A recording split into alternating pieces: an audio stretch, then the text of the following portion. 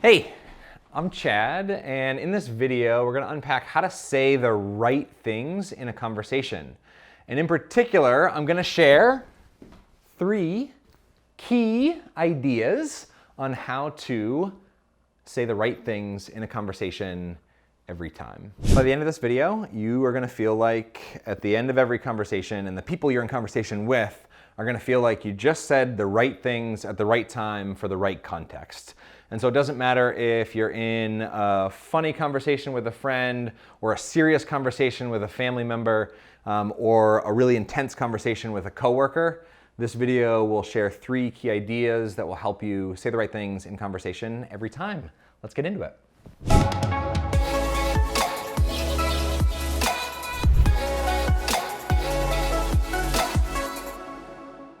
So one time I was at a restaurant with my wife and Kate and 2 friends, and I got up to go to the bathroom, and somehow I bumped into somebody. I don't remember exactly how this was. It was outside the bathroom. I bumped into somebody. His name was Greg. He was with 3 other people. Their names were Amy, Susan, and Cindy. And about an hour later, we had finished our meal, everything was cool, and we walked back, and I just said, "Hey Greg, hey Susan, hey Cindy, hey Amy." And Greg stopped me and was like, "How'd you do that?" And then he didn't wait for me to answer the question, and then he said, and he just started answering his own question and said, "Actually, I know exactly how you remembered our names."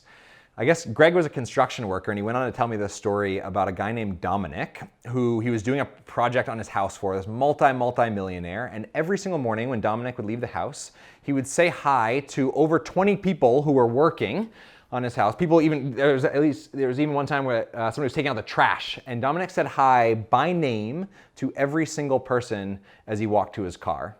And one day Greg stopped Dominic and asked him and said, "Dude, how in the world, you've got to tell me, how do you do that?" And Dominic looked at him straight in the face and he says, "You know why you don't remember names? Because you don't care enough." I was like, boom. I think there are other reasons maybe that you remember names, but the point is, in order for these 3 key ideas that I'm going to share on how to say the right things in conversation, you have to actually care about the people you're talking to. You can't fudge this. You can't manufacture and just say the right things, because part of the idea of saying the right things in conversation is being as authentic as possible in that conversation. And so if you're putting on some sort of face and trying to be something or trying to do something else, it's not going to click or resonate with that person. And so in order for these to work, you've got to care, as Dominic said he did. Key idea number 1 is reflectively listen. Reflective listening is an extremely simple and underutilized tool, but it's phenomenally useful because it allows you to just hold up a mirror to the other person and reflect back what they're saying. And so if you want to say the right things in conversation, don't try to come up with that yourself. Use the person's words, the person's sentiment, etc. You can check out this other video with a whole breakdown of 4 different levels of reflective listening and how to do them. But in this video, just the short bit is hear what somebody's saying, not just their words, but the music behind the words, the sentiment, what you're noticing, what you're observing, and just reflect that back. You can reflect it back verbatim, what they said, or simply translate what they said into your own words and feed it back to them. It is a phenomenal what happens in our brains when we're fed back words or ideas that we shared but didn't even really process until somebody spoke them back to us. In the same way that you don't know that you have a booger or a raisin in your tooth until you walk into a mirror and you see that for yourself. And when you gain that awareness of what you're saying or what you're doing, it's oftentimes the exact right thing to happen in a conversation. Key idea number 2 is turn assumptions into questions. Right? Assumptions are not fundamentally bad. They are so natural. It's really useful that we make assumptions oftentimes. But the key to saying the right thing in conversation is to not act on those assumptions or speak as if those assumptions were true. So to say the right thing in a conversation, if you do have an assumption, recognize that an assumption is just a story that you have, and then turn that assumption into a question, not rooted in any judgment, and ask it. Sometimes when you're trying to figure out the right thing to say in a conversation, it's a question. to unpack and further dive into the conversation.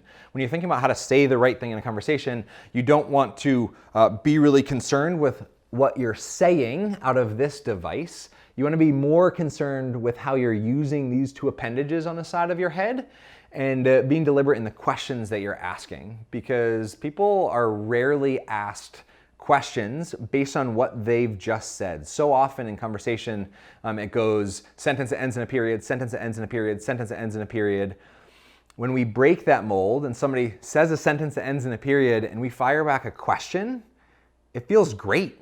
Right? I haven't met a single person on the planet that doesn't want to be seen, heard, and understood at some level. And so it's really, really phenomenal to be able to be asked about what we've just shared. The third key or idea here is to master empathy. The most common metaphor for empathy is standing in somebody else's shoes. I would say, and my co-author, Will, would also say, that empathy, oh, that's really awkward. Empathy is not standing in somebody else's shoes. Empathy is putting one of your feet into that person's shoes, but keeping one foot grounded in your own reality. Because if you have both of your feet in both of those person's shoes, I would argue that that is sympathy. You're totally lost in their reality, and you can't actually know the right things to say in a conversation. And so that's what happens when we hear something sad happen for somebody, and you get that like, oh, that like pitiful, like it doesn't really make you feel better. It's kind of, it almost just like spirals the sadness. I would say that's sympathy. Whereas if you're able to be empathetic and really try to see the world from their perspective. And I would say a really practical way to make empathy happen is to describe the world as they see it. When you describe the world as they see it, right, that might be rooted in some of your assumptions, but it also, that person is feeling like you're attempting to understand them in a really empathetic way, as opposed to knowing how they feel because you have both of your feet in their shoes at the exact same time. I exist on the planet to gently eradicate small talk and create conversations that matter. And so a lot of the stuff that we've created is available. If you want the paper version or the actual paper products, you can get that. But a lot of the stuff's available for free below, because I would much rather live in a world filled with wonderful conversations, filled with empathy and reflective listening and meaningful dialogue, as opposed to screaming, yelling, and judgment. If you liked this video, you will super love the two videos here, but more so you'll love a lot of the free tools, resources that we have linked below. Hope you enjoyed this video. Have an awesome day.